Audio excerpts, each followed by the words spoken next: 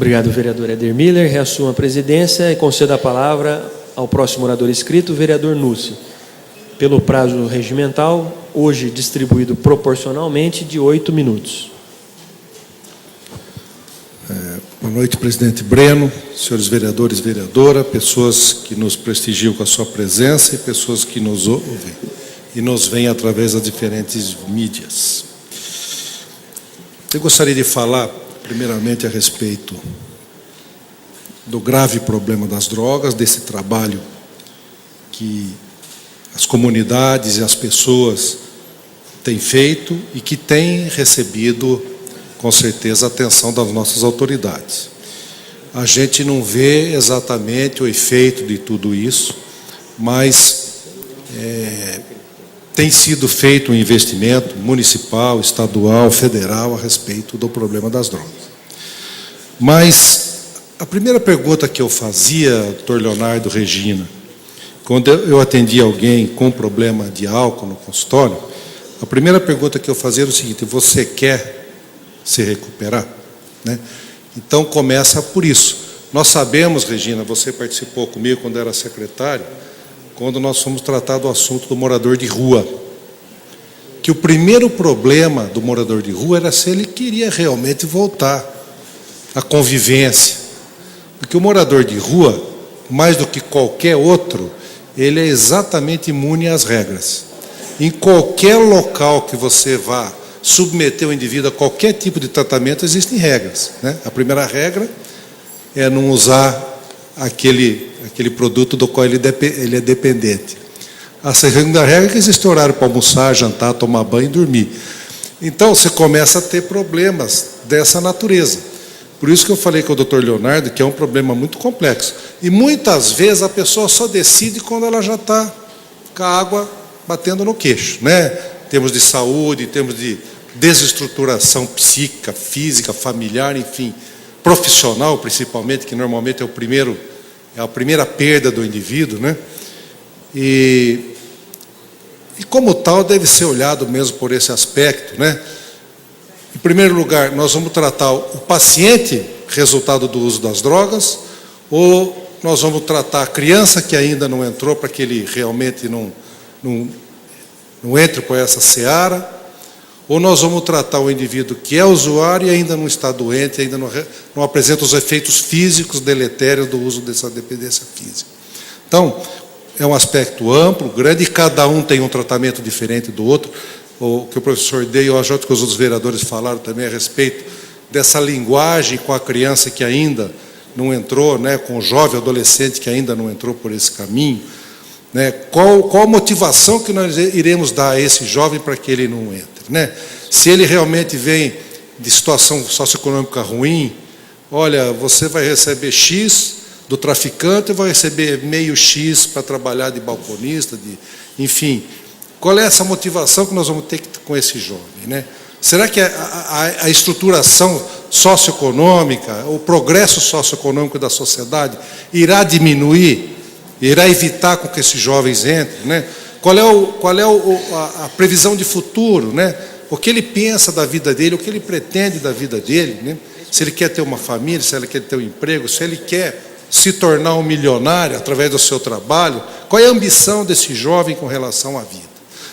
Então, é uma coisa difícil, complexa, mas que tem que ser olhada e tem que ser encarada e tem que ser resolvido. Afinal de contas, nós temos cabeça para pensar, né, doutor Leonardo? E quanto mais pessoas se envolverem nesse assunto, com certeza nós iremos achar um caminho, hoje iremos achar, então, como o professor Dey e o doutor Leonardo falaram, a linguagem adequada para se tratar esse tipo de esse indivíduo que está em risco de assumir entrar por essa seara das drogas, enfim. O que se pretende mesmo é que ninguém use. Aí nós temos que tratar aquele que está usando e nós temos que tratar aquele que já está doente pelo uso dessa dependência, pela sua dependência química e psíquica e física, enfim. É um desafio para toda a sociedade como um todo. Nós temos que encarar isso com muita seriedade, com muito vigor e tentar, de todas as maneiras, para que essas ações que hoje são isoladas muitas vezes, se tornem uma ação conjunta e completa nesse tema tão doloroso para todos nós que sentimos, às vezes não na nossa família, mas sentimos em muitas famílias e sentimos também, às vezes, no dia a dia da nossa atividade. Com relação às manifestações, eu acho que o brasileiro acordou, né? O brasileiro acordou, o brasileiro deixou de ser aquele cordeirinho que aceitava tudo e passou a se rebelar contra aquilo que ele não considera bom para ele, bom para sua família, né?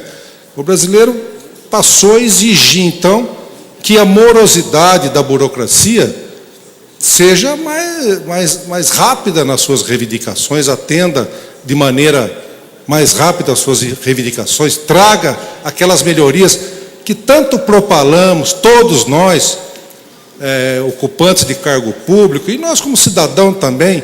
Afinal de contas, desde criança que eu ouço que o Brasil é o país do futuro. Eu estou aguardando esse futuro. E quantos jovens ouviram de todos nós que vamos construir uma sociedade melhor, vamos trabalhar, o país está crescendo, a economia está crescendo, a explosão do crescimento. E nós vemos que muitas vezes esses sonhos se tornam pesadelo e não atende a reivindicações daqueles que estão aguardando esse mundo melhor. E isso torna uma frustração muito grande, a gente entende tudo isso que acontece com os jovens. E a obrigação nossa, como ocupantes de cargo público, é atender a reivindicação, as reivindicações que vêm da população de maneira geral, ainda mais espontaneamente, e principalmente quando vem a partidária, que entre essas pessoas não existe um movimento político articulado. É o que nós estamos vendo, vem realmente de indivíduos da comunidade. Então é importante que se ouça e se analise também, porque muitas vezes nós sabemos que são, às vezes, pedidos que são complicados, como aqui foram relatados pelo presidente. No caso de Araras, nós temos uma empresa que é municipal, que procura atender. Muitas vezes nós entendemos que há o reajuste de passagem, porque o salário também subiu, os insumos dessa empresa também subiram, pneu, óleo, enfim. As linhas aumentaram, a cidade está crescendo, novos bairros. Nós entendemos que ela também acaba tendo seus compromissos maiores. A própria renovação da frota, né? Então, existe muita coisa que tem que ser levada em consideração. E tem que ser discutido e tem que ser colocado para essas pessoas. Explicado. Se há uma explicação plausível, vamos dar. Se não há uma explicação plausível, vamos atender naquilo que eles estão reivindicando. Tem que existir um caminho de diálogo e de atendimento naquilo que é pedido. Portanto, presidente, eu vejo sempre, através do diálogo e do esclarecimento, é o caminho do entendimento. E faço mais um apelo, um minutinho mais, senhor presidente, que eu gostaria que essas reivindicações não ficassem só aqui, nessas semanas e nas ruas.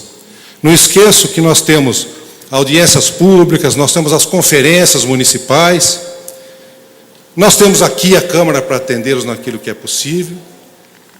Então, compareçam, façam parte dessa comunidade. Nós temos o orçamento participativo, que vai ser logo colocado à disposição da sociedade. Venha dar seu palpite, venha reivindicar nesse momento, que é importante também. E não se esqueçam que a maior arma do cidadão é o voto. É no voto que nós fazemos o nosso protesto mais firme. Muito obrigado. Obrigado, vereador Nussi. Próximo orador inscrito, vereador Éder Miller, pelo prazo regimental de 8 minutos.